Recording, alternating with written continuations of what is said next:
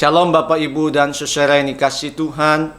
Kali ini kita akan merenungkan satu tokoh yang bernama Nikodemus, yang dicatat dalam Injil Yohanes pasal yang ketiga ayat yang pertama sampai yang ke-21. Injil Yohanes mencatat Nikodemus adalah seorang Farisi dan dia juga adalah pemimpin agama Yahudi. Bahkan sejarah mencatat Nikodemus adalah seorang anggota Sanhedrin. Kita tahu bahwa anggota Sanhedrin itu adalah orang-orang yang khusus yang bisa masuk ke situ. Maka Nikodemus pasti adalah seorang yang berkedudukan tinggi. Dia adalah seorang yang sangat religius. Dan dia juga sangat bermoral. Dan dia juga mempunyai pendidikan yang sangat tinggi. Nah, waktu kita membaca kisah dari Nikodemus ini, maka kita juga bisa belajar dari pribadi Nikodemus untuk menjadi sebuah pelajaran yang indah dalam hidup kita. Yang pertama, Nikodemus memiliki kerendahan hati. Kalau kita melihat di ayat yang kedua, bisa dikatakan Nikodemus dia datang kepada Kristus pada malam hari. Saudara, tidak gampang bagi seorang anggota Farisi dan juga pemimpin agama Yahudi, apalagi dia adalah seorang anggota Sanhedrin, untuk datang kepada Kristus. Karena orang Farisi sangat bertolak belakang dengan Kristus.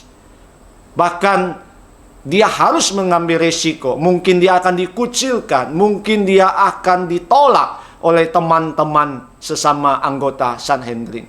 Tapi itu tidak mengurungkan niat dari Nikodemus untuk datang kepada Tuhan. Dia memiliki kerendahan hati untuk berdialog dengan Tuhan. Dia juga memiliki kerendahan hati bagaimana datang kepada Kristus, yang walaupun secara kedudukan di masyarakat pada waktu itu dia adalah orang yang sangat terpandang, tapi dia mau merendahkan hatinya datang kepada Kristus. Pelajaran yang kedua adalah Nikodemus memiliki perubahan hatinya. Saudara, waktu kita membaca kisah dari Nikodemus, kita melihat Nikodemus mengalami sebuah transformasi yang sangat luar biasa di dalam hidupnya.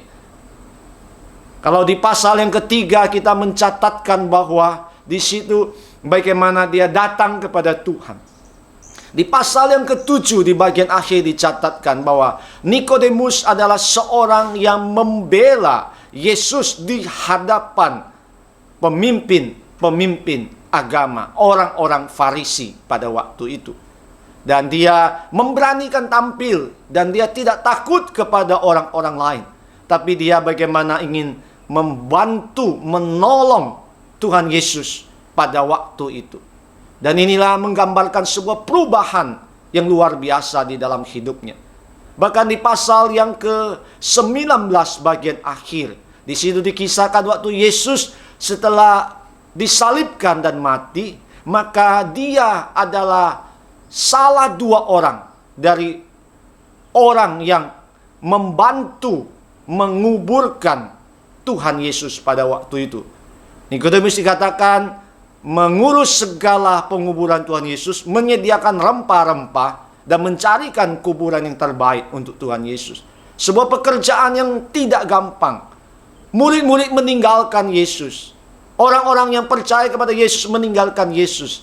Tetapi justru Nikodemus dan satu rekannya itu justru memproklamirkan diri bahwa saya adalah pengikut Kristus. Sebuah transformasi hidup yang luar biasa dari perubahan hatinya. Kemudian pelajaran ketiga adalah Nikodemus menerima anugerah keselamatan. Saudara, waktu Nikodemus berdialog dengan Kristus, Kristus mengatakan, tidak mungkin masuk ke dalam kerajaan Allah jikalau tidak dilahirkan kembali dari air dan roh. Yang berarti bahwa Nikodemus harus menerima anugerah keselamatan di dalam Tuhan. Dan di akhir cerita itu mengatakan bahwa Nikodemus adalah seorang yang sungguh-sungguh menerima anugerah keselamatan, mengalami kelahiran baru, dan dia juga menerima sebuah tindakan pembenaran dari Allah bagi orang-orang yang percaya kepada Kristus. Dan Nikodemus mengalami semuanya itu di dalam kehidupan kita. Saudara-saudaraku yang dikasihi Tuhan, biarlah dalam kita mengikut Tuhan, kita juga belajar seperti Nikodemus, milikilah kerendahan hati. Dan kita juga terus mau mengalami perubahan di dalam hidup kita.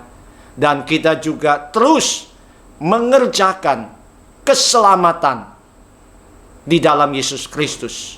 Untuk kita mendapatkan hidup yang kekal di dalam Kristus. Dan memperoleh sebuah anugerah di dalam Kristus. Kiranya Tuhan memberkati saudara dan menyertai saudara-saudara sekalian. Tuhan memberkati. Amin.